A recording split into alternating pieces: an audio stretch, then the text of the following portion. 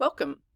Thank you for joining me. I've got a quick tutorial here to show you how to build an Adobe Express web page. That's what you'll be using throughout the program in order to assemble your presentations to show your work. It's a great way then later after your program to be able to share your ideas with your clients. What you see here is the Adobe Express main page. If you do not already have an account with Adobe, you can sign up for that. But if you've had iTunes, if you have an iPhone or anything like that, that would be the same login that you would use here. So I'm going to go ahead and sign in. Let's give it a moment. Come on, computer. There we go.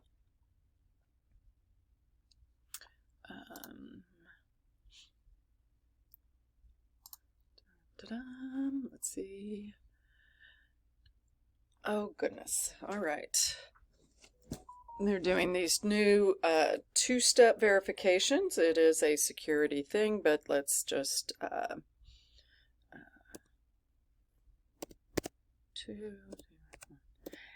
there we go. Should be in there.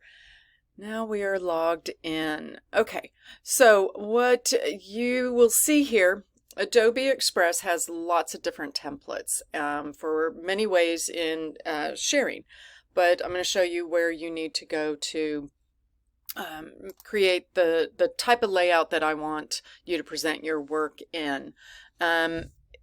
I will also add that throughout the courses, you may see a reference to Adobe Spark, which is what Adobe Express formerly was, but they changed at the beginning of the year 2022, added a lot more of these templates, which is nice, but I'm still finding areas peppered throughout the whole program in the courses where I might have a reference to Adobe Spark. So please just note, if it says Adobe Spark, it means Adobe Express. Now, when you create, usually you would assume that you would click on the plus sign. But first, I would like for you to go to projects. This will show you any projects you already have, and or, starting out, you probably only have, you wouldn't have a library of them. So I've got several here, but when you go to plus, you want to scroll down to the bottom of the page, which might not have been visible on yours, so you would have to scroll in order to see down here the web page. And that's what you're going to do.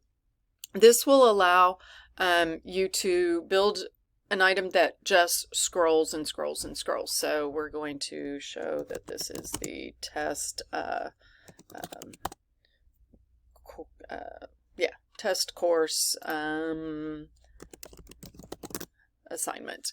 And then as you start to kind of scroll down, I could select a photo over here. You can upload anything that's already on your computer, or you can do a quick search and find something. There we go. I just clicked that.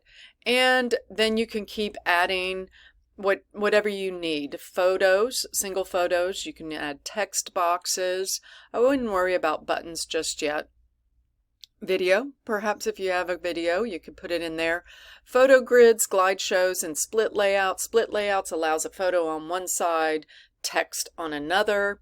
The photo grid will allow you to kind of do a collage of sort of things, and a glide show will allow the photo to kind of slide up as you work. You can play around with that, adding an image. We're just going to go ahead and do one there.